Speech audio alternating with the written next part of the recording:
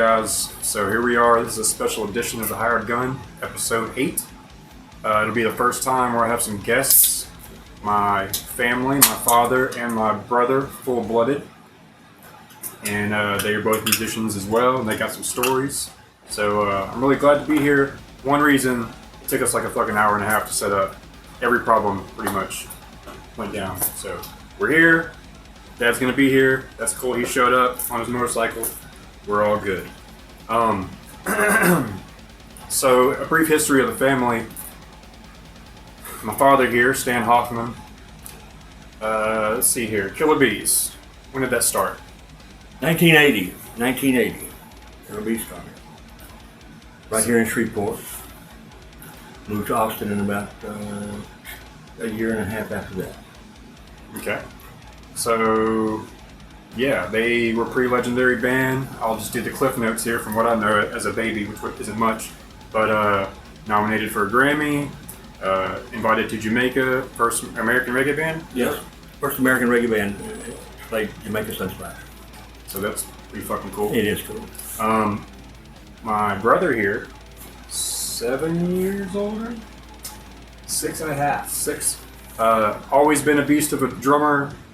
I pretty much had no intentions of ever being a drummer because when I was 10, he was fucking 16, 17, ripping it up. So I'm like, he's fucking all over the kit. So I didn't want to be the shitty, kind of okay, younger brother drummer, you know, so found metal eventually, so it worked out, I guess. But yeah, man. Got a few stories to get through, you guys. We have 3 generations of tour life, which is pretty interesting. That's one thing I want to touch base on was the difference in the 80s compared to the 2000s back when I was doing it. So I don't even understand how the hell you would even do a tour, and like, how the fuck do you go to Detroit, LA, and all that? I mean, you have to have a manager, and that's why it was such a big deal. But like, by the time I was doing it, there's Facebook and MySpace. I'm basically death metal venues in Denver. Blink, you know, I know exactly who to contact. You couldn't do that in the 80s. You had to have the phone number. Listen, we had to have an agent, a guy that just did nothing but that, because he, after a while, these agents get where they have, the connections to the towns that we need to go to, and it's easy. That's what they do for a living. But if you don't have that, you got to do it yourself. It's hard. I think the worst thing about it was if there was no cell phone. That was the hardest. When we said goodbye to our families, we actually did say goodbye to our families, and it was quite a commitment. It was more of a commitment thing because you couldn't talk to each other, couldn't communicate. Now you just go live. Mama can see what you're doing, where you're at, what it looks like. There's a big difference. Yeah, that was we had a lot of stress from that. You get 8, 7, 8 guys on the road, all of them in relationships. There's two or three of them going to be having trouble. So I can relate to that too, because I mean, when I was 2007 was my first tour. Definitely no phone. Stranded in Germany. I've talked about it on here before. But even in like 2010, 11, I still didn't have a cell phone. I had like a track phone, but I wasn't filming. So I couldn't just contact anybody. Honestly, I had like a few minutes that you pay for. If I text, that's a fucking unit or whatever, Yeah. And so I'm a little jealous of how people these days can just go live. Hey, I'm in fucking Japan. Yeah. Yeah. And so a little jealous, but back then, if you didn't have one of those disposable cameras taking pictures, there wasn't really much evidence that you did anything. And real quick, I just want to touch on and circle back to and say that the Killer Bees, a lot of their success was due to their manager. His name was Lewis Myers, and he was an incredible manager for the band. He got them a lot of opportunities. Yes, he went on to head like the Folk Alliance in Nashville, and he passed away a few years ago. He was a huge contributor in the music industry. He did huge things for the band. So I just wanted to say him by name and give him a shout. That's right, absolutely. Yeah, not just our band, many bands. He helped many people along his way, and he was a good man. And rest in peace, Mr. Lewis Myers. Anyway. So one thing about these days too is I don't know the answer to this either. So let's say it's 1988 and you're playing fucking, I don't goddamn know, somewhere in Ohio. And I'm sure you have a guarantee. Thank you, Cincinnati. You got albums out. You came a long way, and the promoter doesn't give you your money. Oh, Did that ever happen?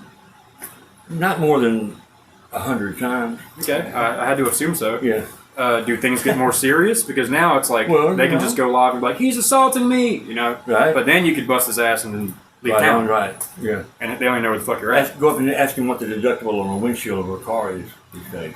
Stuff like that. And did you have to be smart about it? Or was there No, ever fights? Did you have a guy in the band that kind of took care of... Usually they, we had Michael Johnson there. Michael E. Johnson was a Vietnam veteran who brought Vietnam with him everywhere he went. I mean, he dressed that way all the time. He was a military kind of guy. And he's a black dread. Dread. Black man in Vietnam, I imagine, is a little different than a white man in Vietnam. Real quick to stand up for himself.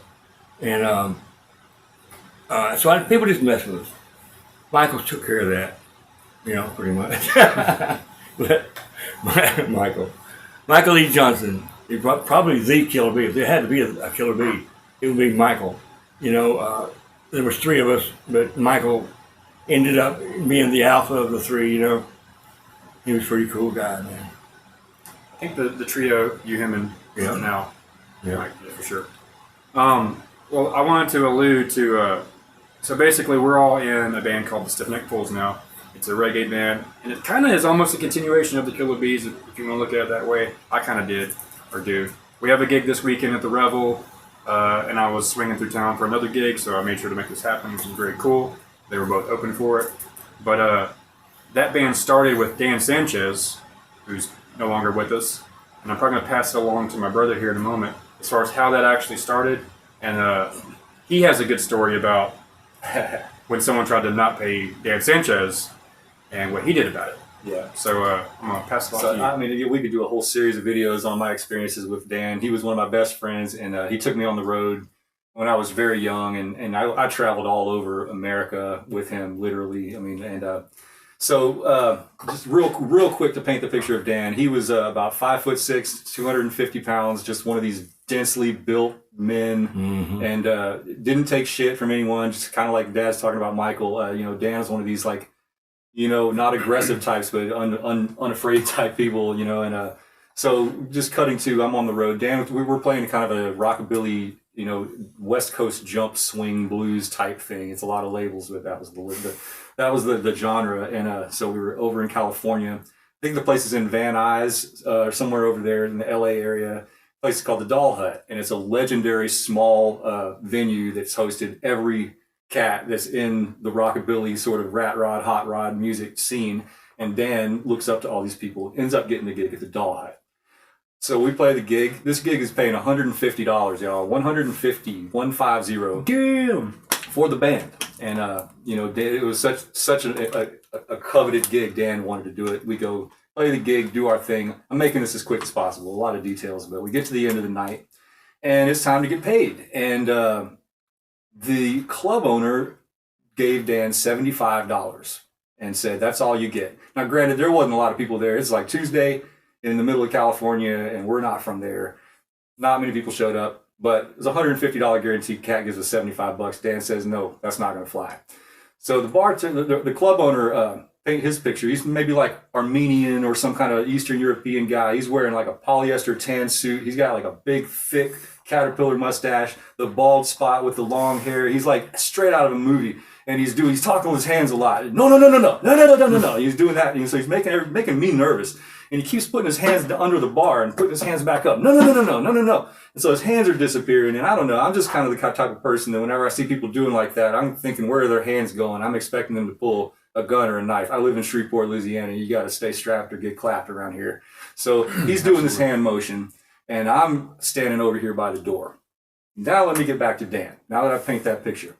Dan says, "Okay, so if you're not going to give me the extra $75 like we agreed upon, then we're going to take some equipment, like that monitor laying over on the stage. That looks about right. We'll take that." Well, club owner said, no, not going to happen. So Dan says, "Oh, yeah, okay." So he goes over, he starts unplugging the monitor. He literally starts to pick it up and carry it away.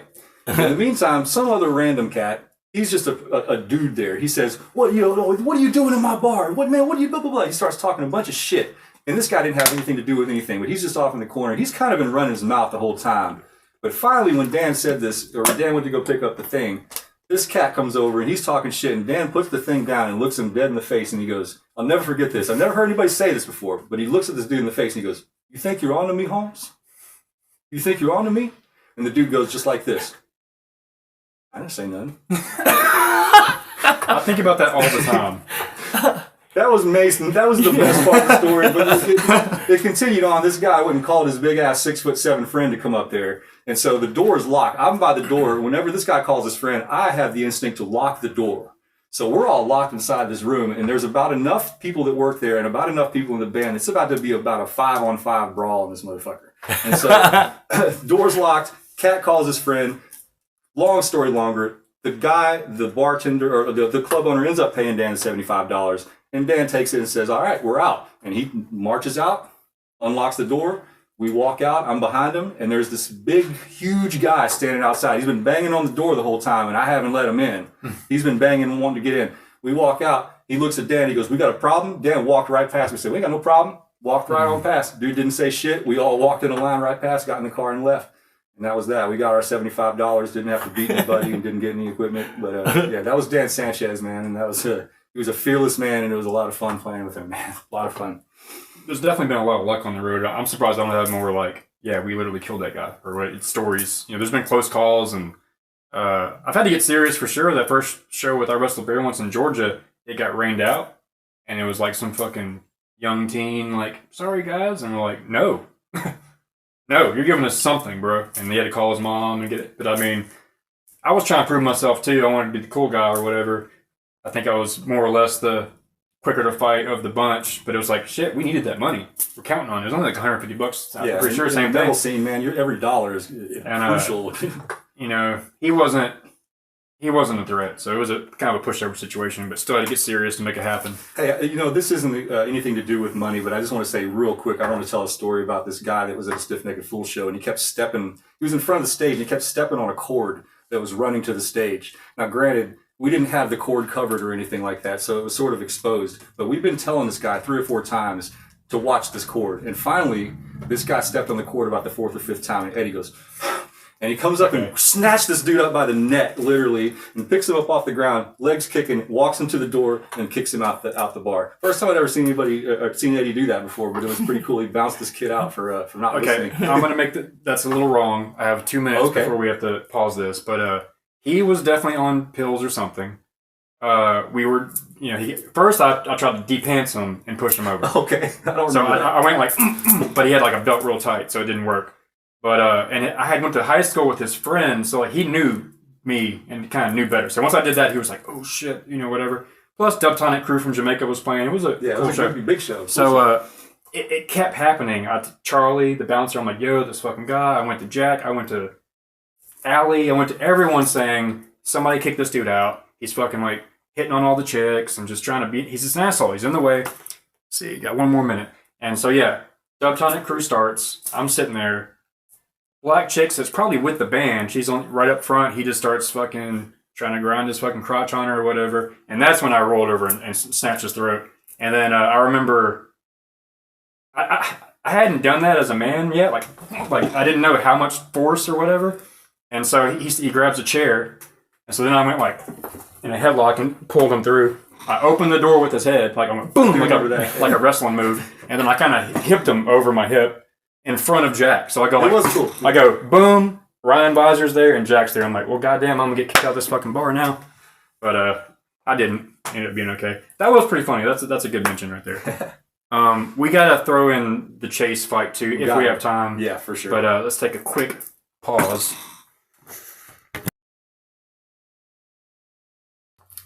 All right, welcome back. So we had a little interlude there. Everybody changed clothes. So... Except for me. Except for my dad. That's cool. I wore this shirt again because I thought we were going to be, you know, stinking. I've considered wearing my same stinky clothes, but I was going to ask. But wish someone would have told me. I would have felt much better. But yeah, when we left off, we were talking about had some fight stories.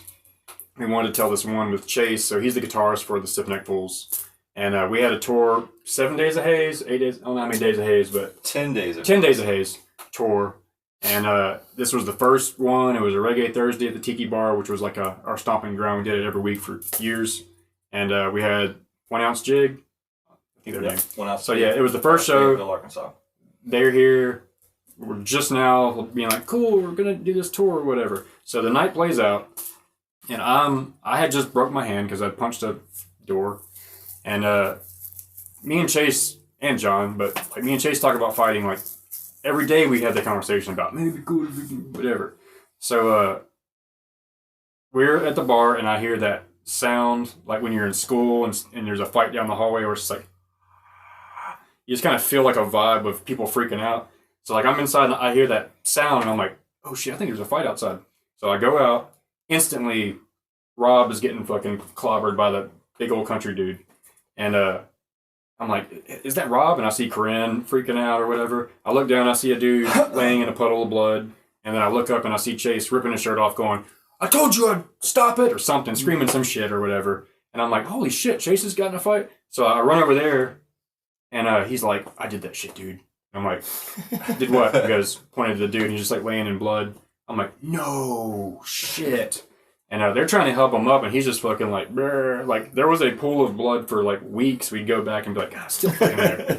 And that was funny. Actually, it was longer than weeks. It seemed like that pool of blood was there for like I don't know, man, for a while. So the what happened was Rob and Corinne, which is good friends of everyone. They're playing pool with these I'm just gonna say 3 redneck dudes, and they had a crush on her, and so they're just drunk, kind of being flirty or whatever.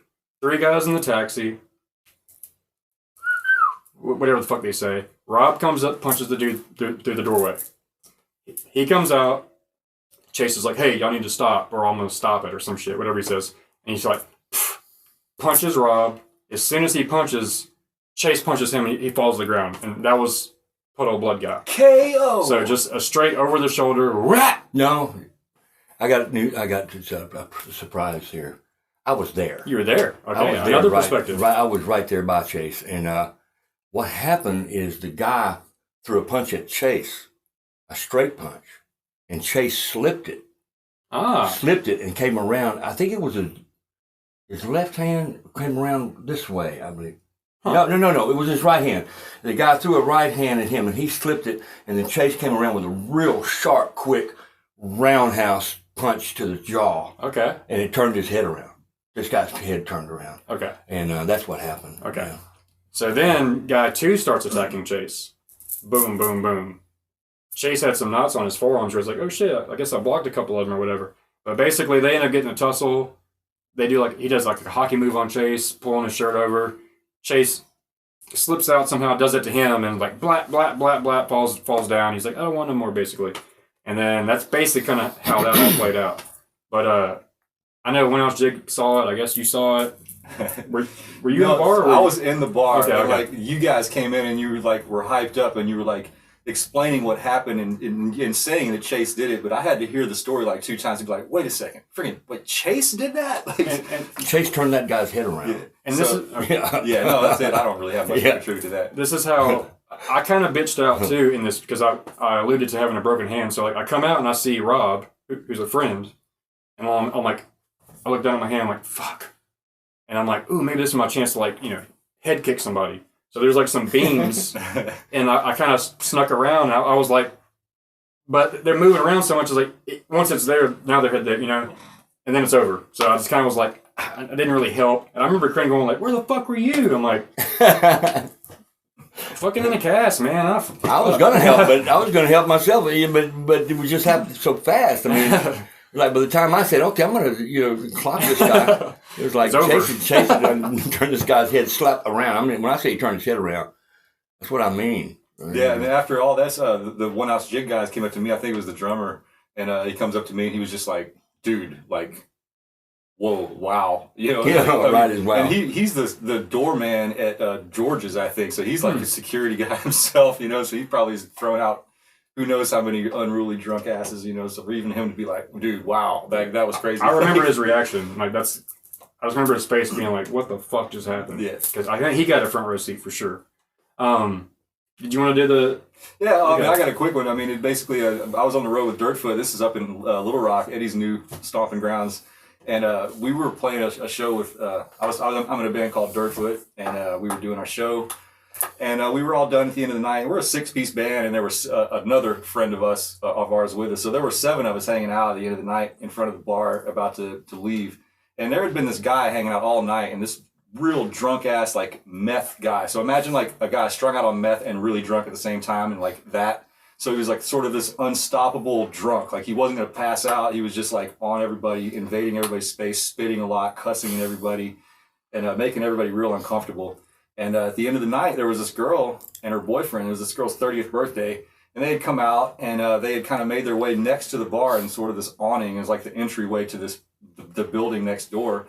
And she's throwing up, and she's a mess, and her boyfriend is attending to her, and they're not bothering anybody, you know. There's nobody. He's got her, and she's in a bad shape, but whatever. And this guy, you know, all the other people are kind of shuffling out of the bar. This guy's messing with everybody, and all of us are sort of watching him, and we're sort of ready. And we're kind of like, we've all sort of thought about maybe cold cocking this guy a couple times just to like, you know, calm him down. You know, I mean, it's just like he's being very, very like unreasonable with people, and he's very making everyone extremely nervous. And so at one point, this guy goes over and he starts messing with the guy and his girlfriend, and now we're all watching him over here, and he's hovering over, and the guy's being real cool down on the ground with his girlfriend. He's like, "Hey man, just leave us alone, you know, just go away." He's at least like 3 times.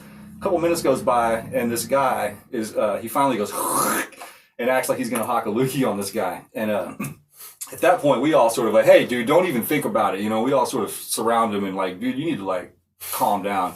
And at this point, the guy on the ground with his girlfriend stood up. And when he stood up, he was like a foot in front of me, because there was sort of a crowd and sort of this like in this, you know, awning area. And this guy was sort of in the corner. And once the boyfriend stood up, I was like, "Man, he's kind of big. Like he's bigger than I thought he was." And before I could even process that thought, boyfriend clocks this methy drunk guy and put him out cold. And he falls up against the wall.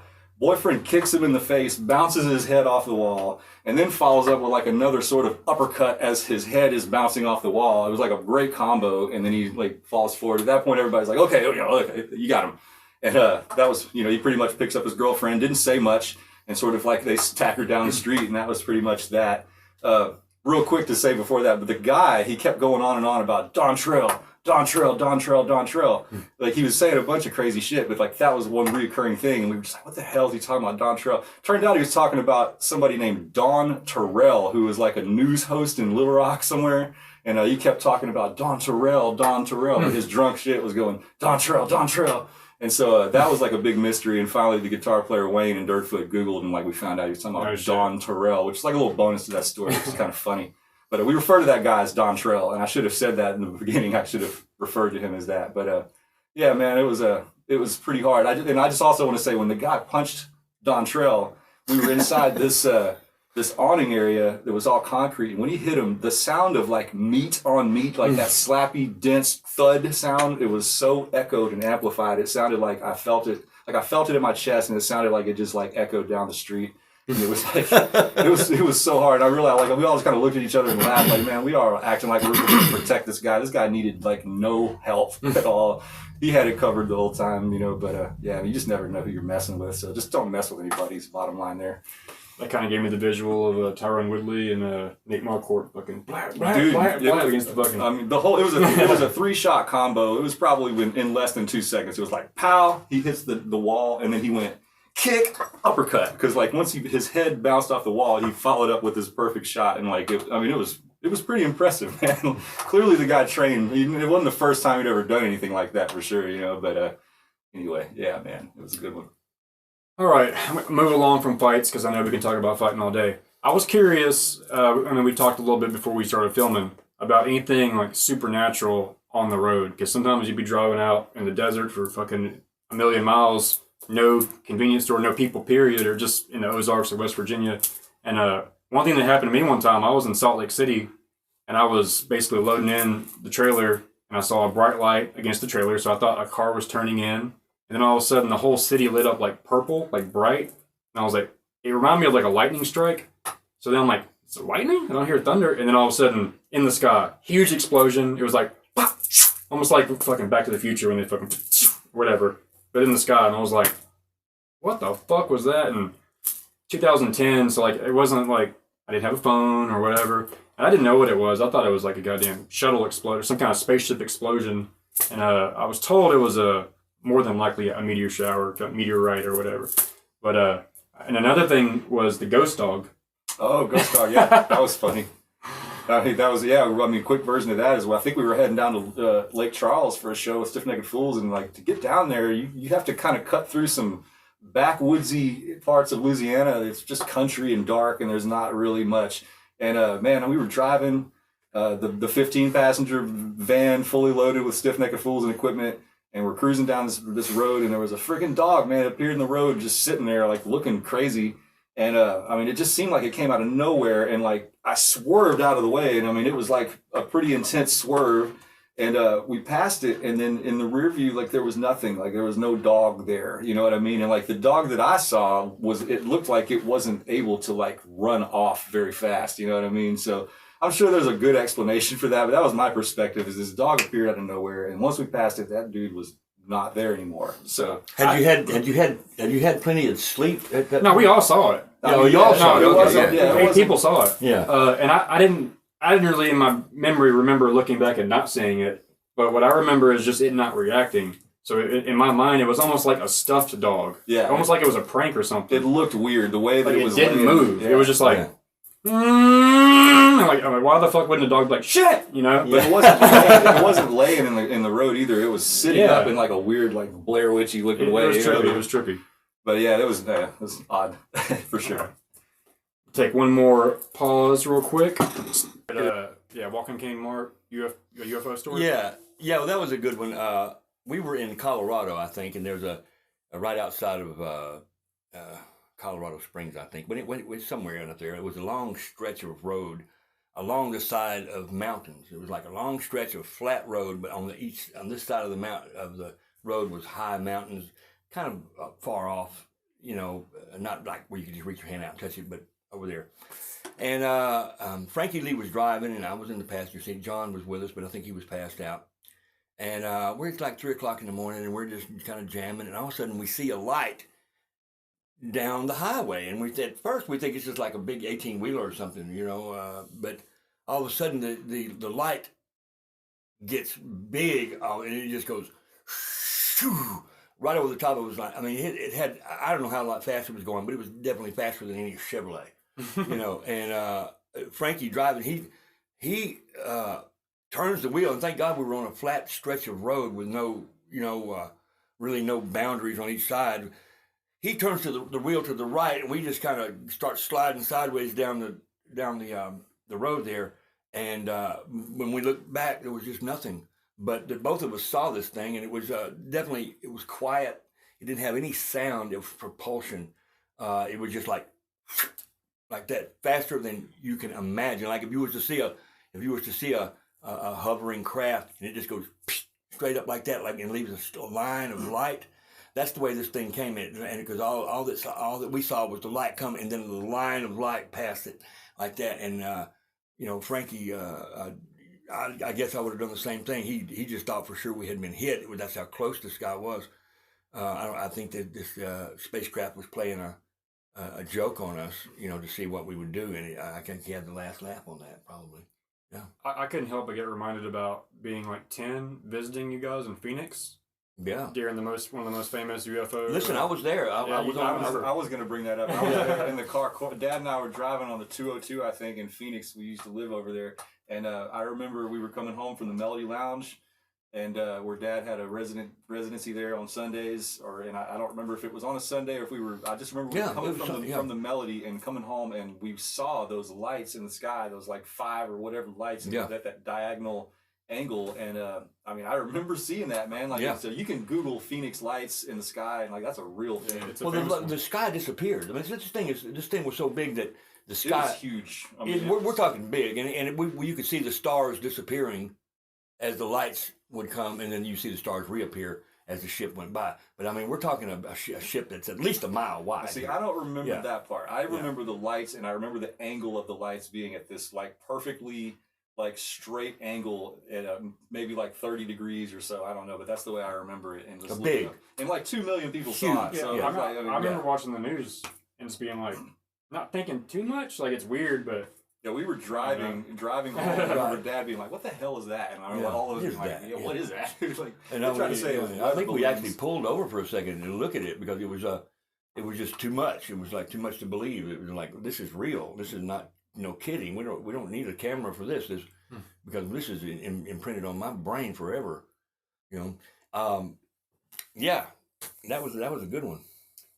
So I want to also say, because he mentioned something in the break, the Dontrell or yeah, whatever. the Dontrell story. Yeah. I forgot to mention the best part about the Dontrell story. And so that's after boyfriend KO. Just to recap real quick, boyfriend KO's Dontrell. He hits the ground. And he's out for a second. So, at that point, boyfriend walks off and we're all sort of laughing like, haha, whatever. Good, you deserve it. So, dude wakes up after a couple seconds. I'm going to do my impersonation. All right. Okay, yeah, so I think where we left off is Dontrell gets knocked out. And my impression of him after he wakes up goes like this. He goes...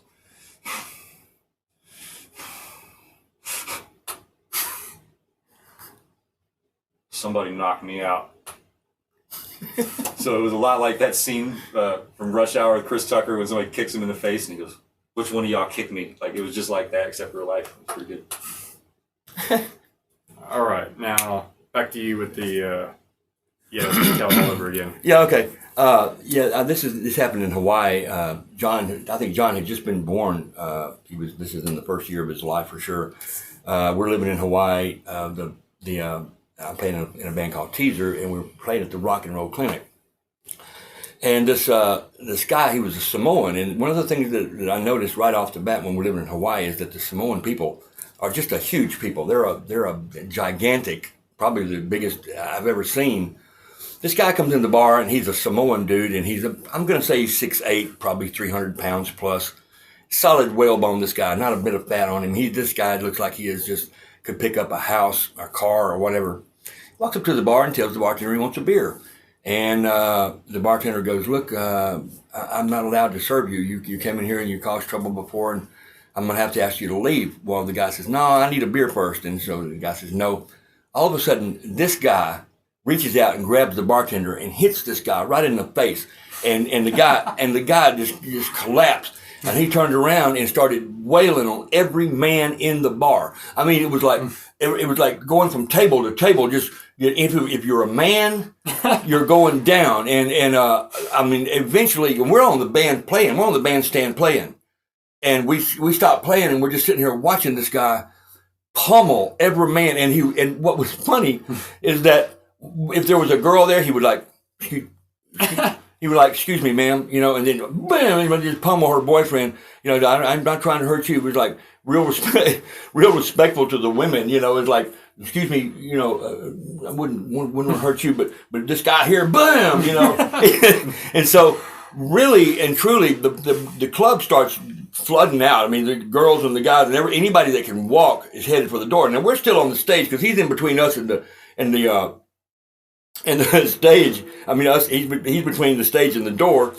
And all of a sudden I look around and there's like 10, maybe 12 men just laid out across the floor. And all of a sudden he looks at us, He looks at us and kind of walks up to the stage and we're freaking out. We're thinking, this guy's fixing to kill us. And all of a sudden he goes, "You guys sound good." Turns around and walks out. So at this point, another guy comes up and had a hammer, right? Comes up and hits this guy in the back of the head with this. It wasn't a giant hammer, but it was a ball peen hammer. Hits this guy in the back of the head, and this guy just stops, turns around like this. And in the meantime, this guy who had the hammer, he goes, "Oh, fuck." "Oh, fuck." And he drops the hammer and takes off running. And not before this guy can reach out and grab him, this guy turns him upside down, grabbed him upside down, and slammed his head into the floor. And then walks up and goes, "Next time I come in here for a beer, you might want to give me a beer." All right. Yeah. Fucking A. Yeah, it was a pretty good one. Yeah. All right. You think you can tell the KKK story in 5 minutes? Sure. We have to, huh? Well, Okay. I can start over if we need to. Okay. Let's see what we can do here. That should be able to wrap it up. Killer bees. And on I-10, we're headed for New Orleans. We see a KKK rally on the side of the road. It's in the middle of the day. Not mentioning any names, Michael E. Johnson leans out. He's a black Vietnam veteran, the leader of the band, pretty much. Leans out and he goes, "Fuck you, motherfuckers," And so we're hauling ass and we're thinking, "Oh God, couldn't have been smart." We finished the gig in New Orleans. We're on our way back to Beaumont. All of a sudden, in Jennings, Louisiana, that's where it was. Jennings, Louisiana. All of a sudden, we get this car in front of us with a light in the dash, and then a car behind us with a light in the dash. And this car behind us pulls up and says, "Pull over." And there was a guy who was kind of uniformed. It was the middle of the night. We couldn't really see. Like 4 o'clock in the morning, maybe later, right before sunrise. We pull over. These guys, all 4 doors of these cars come up. 12 cats come out. KKK guys, all holding guns, and one of them had to be 12 years old. Another one had to be 80. So you said the van was unique, right? There's something about the Well, van. yeah, we had killer bees written all over. He was obviously. So they saw it like the motherfuckers. That's the guy that flipped us off. So next thing you know, we're headed at gunpoint, and they had us face down in this field, and we're just about to kill us. And we heard them talking about what we're going to do with the bodies. Should we leave the bodies here? Should we take the bodies elsewhere? And so we're freaking out, and all of a sudden the sun started coming up. And we're probably, I'm going to say we're 50 yards from the road. The sun starts coming up. Then cars started stopping. And I think they just saw the Killer Bee band. We were a popular band. The cop that saw it stopped, started looking out in the field like this. And the guys realized they're not going to be able to kill us now. They run to their cars, get in, and people came out and kind of helped us back to the van. But that was a pretty heavy deal right there. Another, real quickly, Malcolm and I, Papa Malley was coming the same area in his 240Z, and all of a sudden a bullet comes through his window like this, and I could see the glass coming like a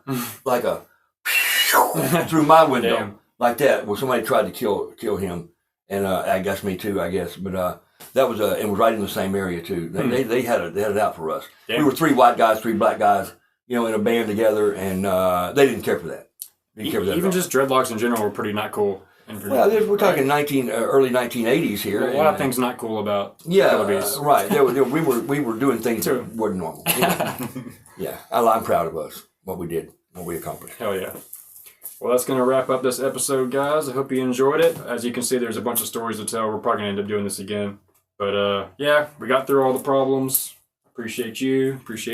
Love you, Eddie. This was very good. And until next time, you guys be real.